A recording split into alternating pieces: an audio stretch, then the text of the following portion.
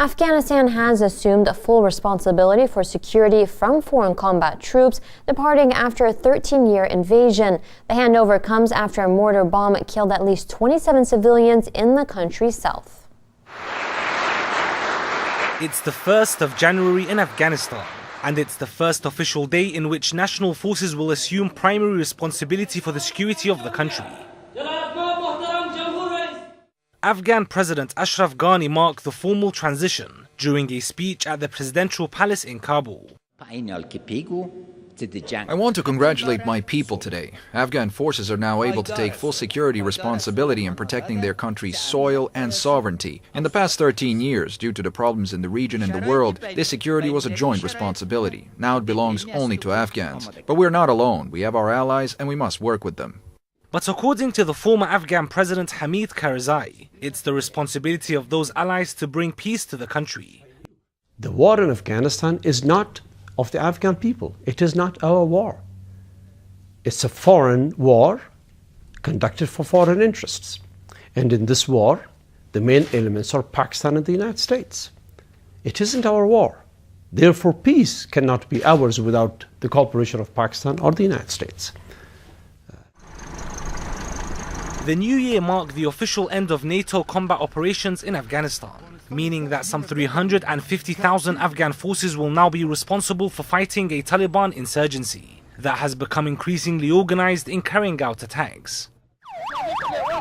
The handover comes as Afghan police investigate an apparent army rocket strike at a wedding that killed at least 26 people and injured dozens more late on Wednesday. A rocket was launched at a wedding party in Benzo village. As a result, so far 15 people martyred and 45 others were wounded.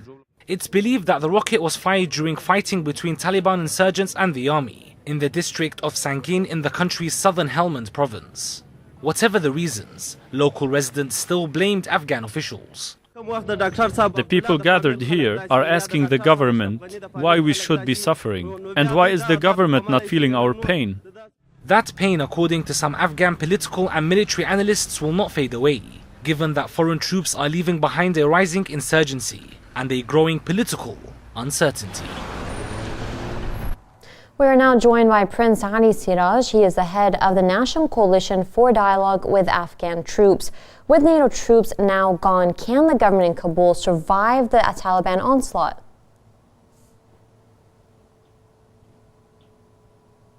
Prince Seraj, can you hear me? Yes, I can hear you. I'm the president for the National Coalition for the Afghan Troops. Yeah, okay. Would you like me to go ahead and repeat the question, Prince Seraj? Yes, please. I did not get the question. No worries. Prince Seraj, with NATO troops gone, can the government in Kabul survive the Taliban onslaught? Our government, the people who ask questions like this apparently do not understand Afghanistan's history. Where were the Americans and the British and the Germans and other 47 nations when we were fighting the Red Army in Afghanistan for 10 years, where we lost 3 million people? We are a nation of warriors. We have no problem in defending our country and our nation, but you cannot defend a nation, a country, with an army which does not have the proper equipment and does not have the proper tools and does not have the proper armaments to defend a mountainous region like Afghanistan. We are very thankful for the West for having come to Afghanistan to train our army, but they forgot the fact that Afghanistan always had an army. We had a conscript military service. I myself, I'm a member of the conscript military service. I was trained in the tanks division, and I'm a tank commander. And what we need is that since they're leaving Afghanistan, they should not leave us defenseless.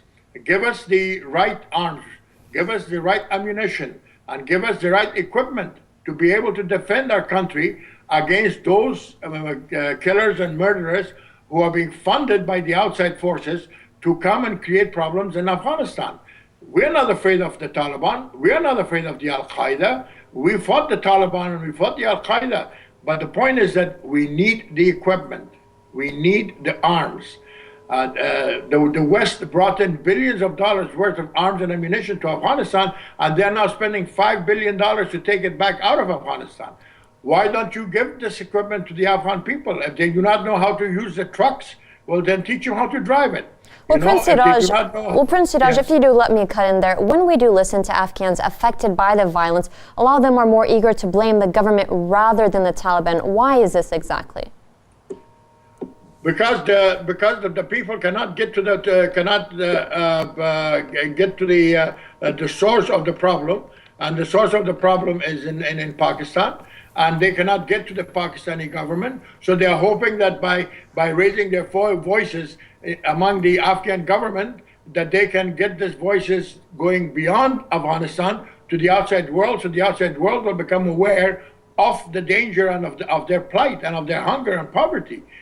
And nobody, for the last 12 years, forget about the 12 years, for the last 35 years that Afghanistan has been at war, nobody has recognized the people of Afghanistan.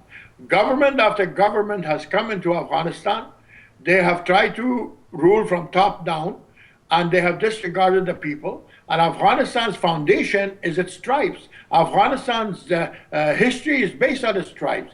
The very people that protected Afghanistan have been, especially the last 12 years, have been totally disregarded.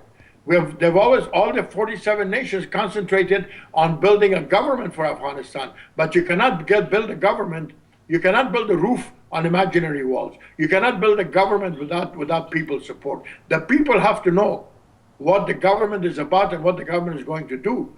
And unfortunately, this has not been done. And now my question is, if Afghanistan was so important that you came into Afghanistan, then why are you leaving Afghanistan? And if you're leaving Afghanistan because you're tired of fighting the foreign insurgents and the foreign paid murderers that are coming to Afghanistan, then at least give us the equipment so that we can defend ourselves. We cannot defend ourselves with pea shooters. We cannot defend ourselves with Kalashnikovs and no heavy equipment. We cannot defend ourselves without helicopters. Afghanistan is a mountainous country. We have to go after where the enemy is hiding. We have to go and be able to attack the enemy from where it's coming. But if we don't have the right equipment and the air support, how are we going to do it?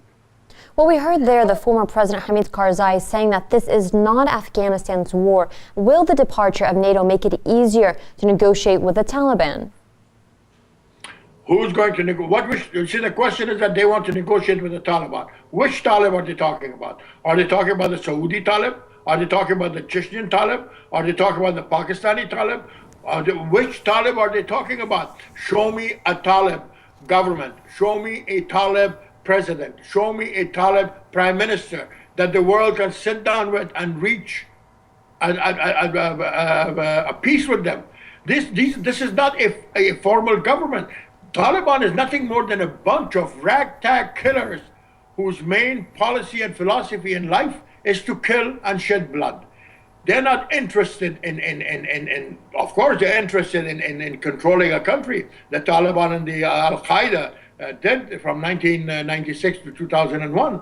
They were in Afghanistan, but we must go back and find out during those 5 years, who were they being supported by? Who was paying them money? Osama bin Laden was spending billions of dollars in Afghanistan. Where was his money coming from? The armaments that were coming for the Taliban to fight the Afghan nationals, where was it coming from? Nobody asked this question. Okay, I am not saying, I am very grateful for the West to have come to Afghanistan. I am very grateful for what they have done so far in Afghanistan. We are very much capable. We have taken care of ourselves for 5,000 years.